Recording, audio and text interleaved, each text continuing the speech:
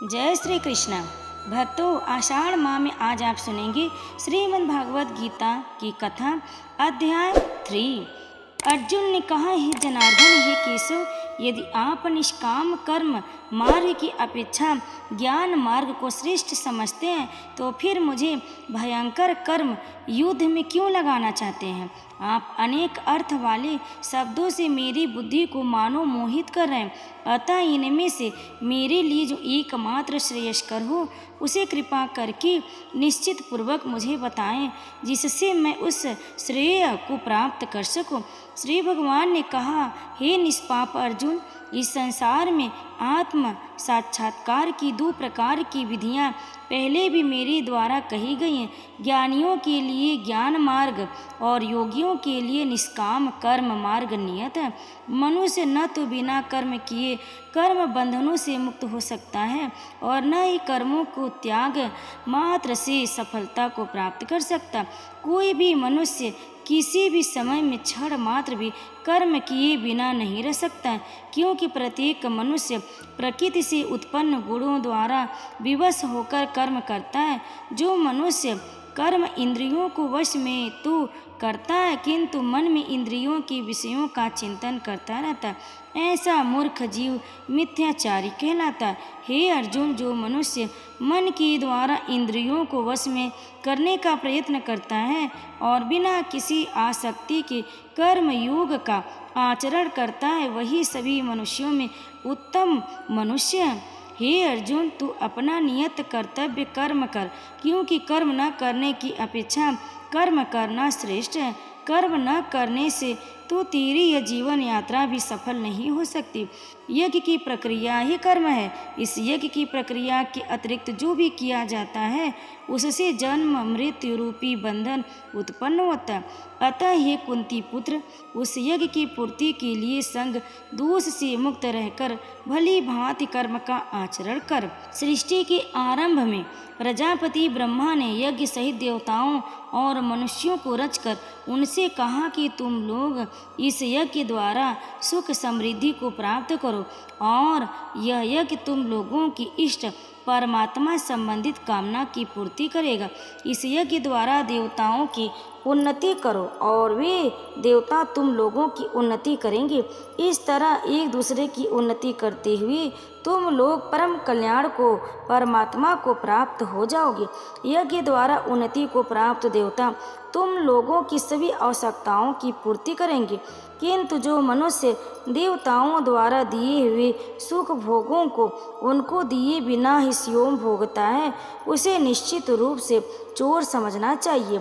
भगवान श्री कृष्ण कहते हैं, यज्ञ से बचे हुए अन्न को खाने वाले भक्त सब पापों से मुक्त हो जाते, किंतु अन्य लोग जो अपने इंद्रिय सुख के लिए ही भोजन पकाते हैं वे तो पाप ही खाते। सभी प्राणी अन्न से उत्पन्न होते हैं। अन्न की उत्पत्ति वर्षा से होती, वर्षा की उत्पत्ति यज्ञ संपन्न करने से होती है, और यज्ञ की उत्पत्ति नियत कर्म वेद की आज्ञा अनुसार कर्म करने से होती है। नियत कर्मों का विधान वेद में निहित है, और वेद को शब्द रूप से अविनाशी परमात्मा से साक्षात उत्पन्न समझना चाहिए। इसलिए सर्वव्यापी परमात्मा ब्रह्म रूप में यज्ञ में सदा स्थित रहता। हे पृथा पुत्र, जो मनुष्य जीवन में इस प्रकार वेदों द्वारा स्थापित यज्ञ चक्र नियत कर्म का अनुसरण नहीं करता है, वह निश्चय ही पापमय जीवन व्यतीत करता। ऐसा मनुष्य इंद्रियों की तुष्टि के लिए व्यर्थ ही जीता है, परंतु जो मनुष्य आत्मा में ही आनंद प्राप्त कर लेता है तथा वह अपनी आत्मा में ही पूर्ण संतुष्ट रहता है, उसके लिए कोई नियत कर्म कर्तव्य शेष नहीं रहता। उस महापुरुष के लिए इस संसार में न तो कर्तव्य कर्म करने की आवश्यकता रह जाती और न ही कर्म को करने का कारण ही रह जाता है, तथा उसे समस्त प्राणियों में से किसी पर निर्भर रहने की आवश्यकता नहीं रहती। अतः कर्म फल में आसक्त हुए बिना मनुष्य को अपना कर्तव्य समझकर कर्म करते रहना चाहिए, क्योंकि अनासक्त भाव से निरंतर कर्तव्य कर्म करने से मनुष्य को एक दिन परमात्मा की प्राप्ति हो ही जाती है। राजा जनक जैसे अन्य मनुष्यों ने भी केवल कर्तव्य कर्म करके ही परम सिद्धि को प्राप्त किया।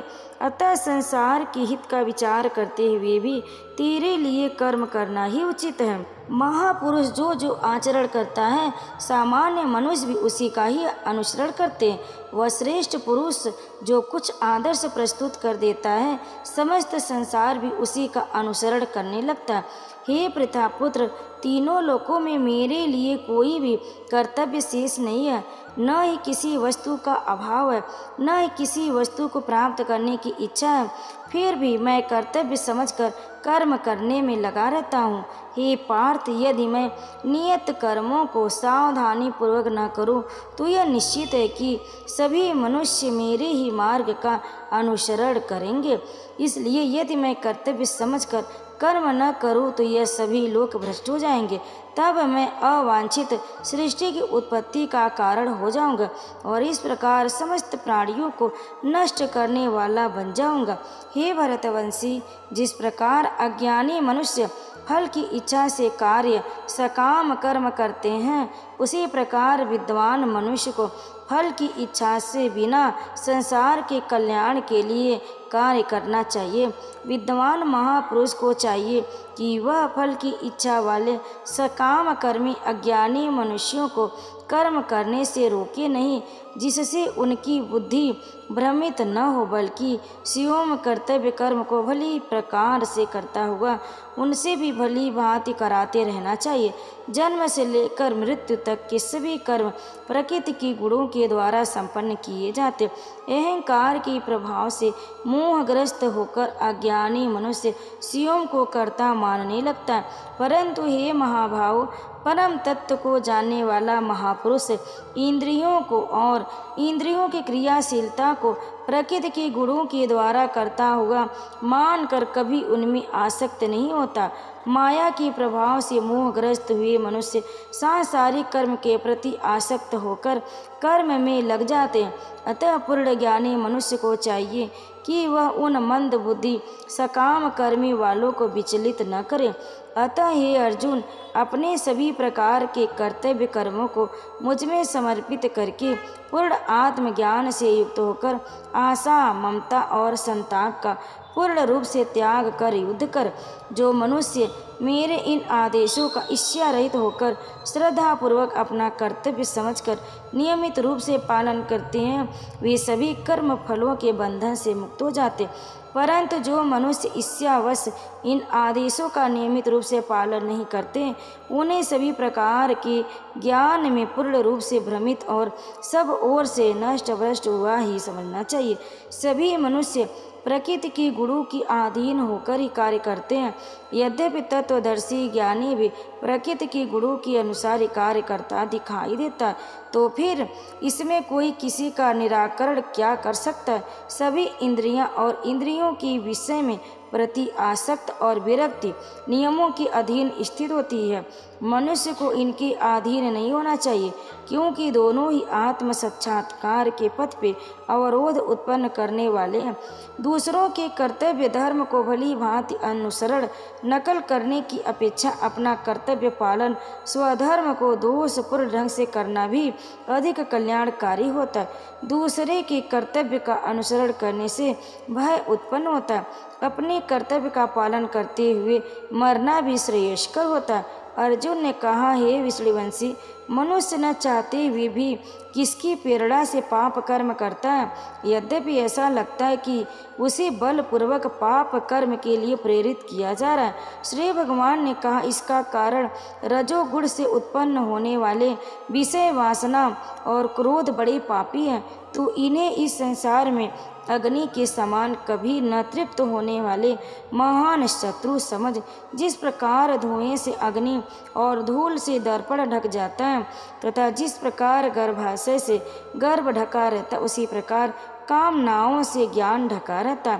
हे कुंती पुत्र, इस प्रकार शुद्ध चेतन स्वरूप जीवात्मा का ज्ञान कामना रूपी नित्य शत्रु द्वारा ढका रहता है, जो कभी भी तुष्ट न होने वाली अग्नि की तरह जलता रहता।